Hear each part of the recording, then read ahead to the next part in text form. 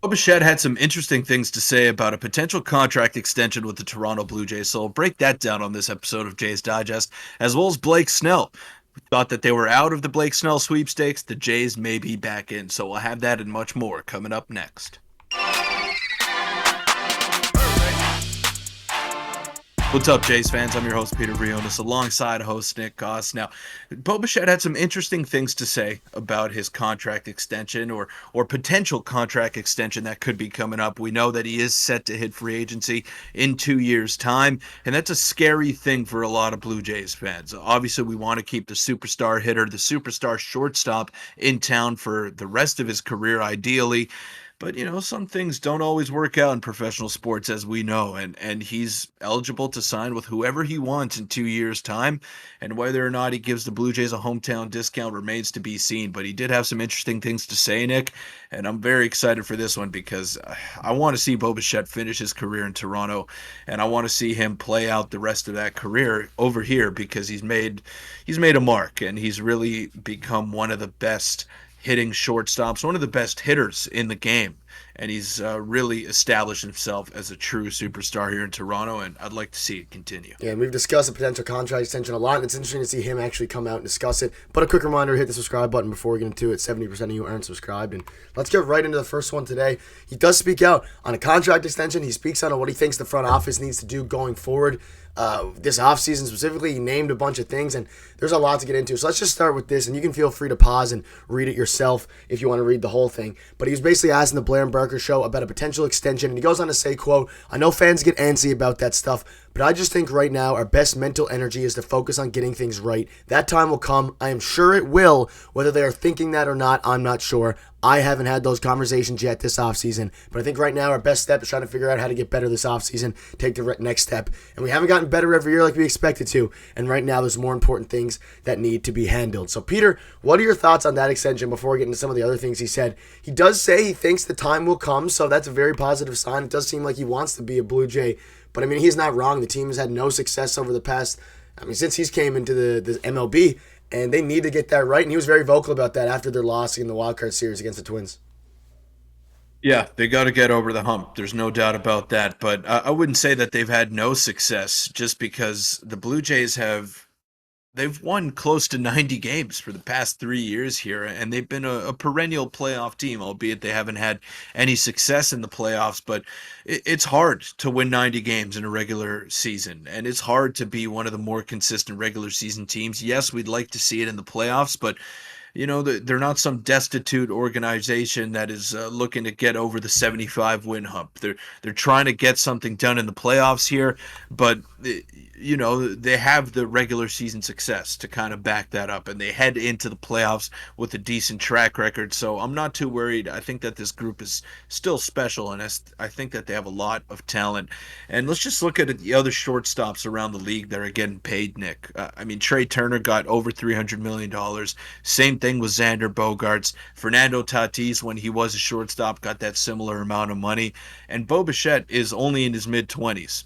Trey Turner and Xander Bogaerts and Manny Machado, if you want to add him into the mix as a third baseman, when those guys got paid, they were in their 30s or 29, late 20s. Bo Bichette still has his prime years available to him, so he's going to command a lot of money. If the Blue Jays think they're going to be able to sign him to a $150 million deal, they're sadly mistaken. And Bo Bichette is going to be worth 300, maybe even $350 million on the open market. You could say whatever you want about his defensive ability, whatever you want about his base running ability, but he's one of the best pure hitters in Major League Baseball right now. And you get compensated pretty substantially on the open market if you are one of those. And Bo Bichette is definitely elite at the plate, and he's gotten better and better with his defense each year. So I think he's going to get paid, and when he does hit free agency in 2 years, the Blue Jays better be ready to pony up because it's going to cost them a pretty penny. Yeah, and the Jays, I think, are more likely to extend Bichette than they are Vladdy at this very moment. But he also went on to say, when asked about their expectations, you can see it here, quote, "We're not a young team anymore. The whole excuses of growing and learning and all that, it's out the window. It's time to be grown. I think we've been through enough experiences at this point, and it's time to get it done." And then he also goes on to say, I think it's up to us whether or not that window is closing, Peter, that window we've discussed. But at the end of the day, we're not a young team anymore. Mentions J.D. Martinez and Justin Turner as veteran bats that could, quote, help us out, not on the field, not just on the field, but also off the field as well. And he keeps mentioning the window, growing and learning is out the window. I love to see that. I mean, that's kind of what we're saying. Obviously, we have that 2-year window, but at some point they have to step up. And I guess I should have said playoff success. They have had regular season success, but at some point the team has to get up there. And his defense is improving. And he's our best player, or was last season, at least our best positional player. Mm-hmm. At what point do they step up and I guess grow up and win some playoff games? That's what Bo Bichette wants to do, and I'm sure it seems like he really is pushing for the front office to improve, but also them to improve as well. They need to do it internally. Yeah, I'll tell you this, though. No one was more pissed off than Bo Bichette after those 2 playoff games. And he's a fiery competitor. He cares a lot about the work that he puts in. And that's evident by his numbers, and that's evident by his play on the field. He gets better every season. And, yeah, he's an easy target for Jays fans because he's their best player. And he's going to catch a lot of flack if he's not performing or if he's not carrying the team to the level that we believe that he can. So obviously he's going to hear his fair share of harsh words from the fan base, and that comes with the territory. And when you are that good, when you care that much about your craft, a lot of pressure comes with it. And I expect him to step up to the plate next year and really carry the Blue Jays throughout the regular season and to some playoff success as well. Yeah, he's been our most consistent hitter. You can see it here, all those 800 OPS seasons, and he is going to have a big extension lined up. But let us know your thoughts are on that. Now, Peter, let's quickly touch on Blake Snell.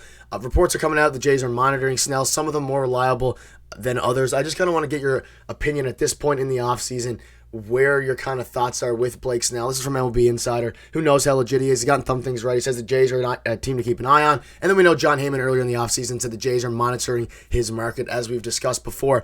I just wanted to get your thoughts on this because maybe, obviously, we know the Jays usually have their price set out for players and they won't go above it. If Blake Snell falls down and the price isn't as high as we thought it was going to be, would you like to see Blake Snell in a Toronto Blue Jays uniform, or would you be maybe upset if they don't go after one of the bigger fishes like Cody Bellinger with that money? Yeah, the second point that you said, I would be disappointed if the Jays didn't spend that money that they're spending on Snell on a bat, and that's your biggest need at this point. You saw how much the lineup struggled last year, and you saw how consistent your starting rotation was. Obviously, it's great to add a Cy Young winner. It's fantastic, and you would never say no to that.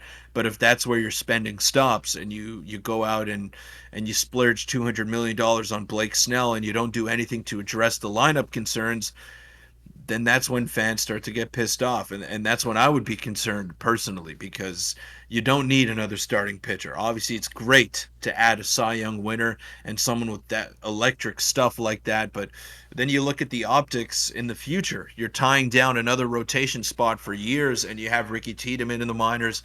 You have Alek Manoah fighting for a spot on a team-friendly deal. So you have options to come up and take the reins of those final few spots that are going to be left behind by Chris Bassett or Yusei Kikuchi when they leave or whatnot. So I don't think it's necessary for the Blue Jays to go after Blake Snell unless they're looking to trade one of their starters, which is a possibility since they've been kind of unlucky on the free agent market thus far. Then yeah, sure, go ahead and do it. But if they're looking to spend on just Snell and not on a bat, then I'm not really in on him. Yeah, I agree. There's only a couple bats left that I'm really excited about, and one of them is Jorge Soler, and one of them is J.D. Martinez, and hopefully they go ahead and make a move soon. But let us know what your thoughts are on that. I tend to agree. Hopefully, if they get Snell by some miracle, they also go out and upgrade further. But that'll wrap it up. If you want to check out our video from yesterday, click on the screen now. Hopefully the Jays make a move sometime soon.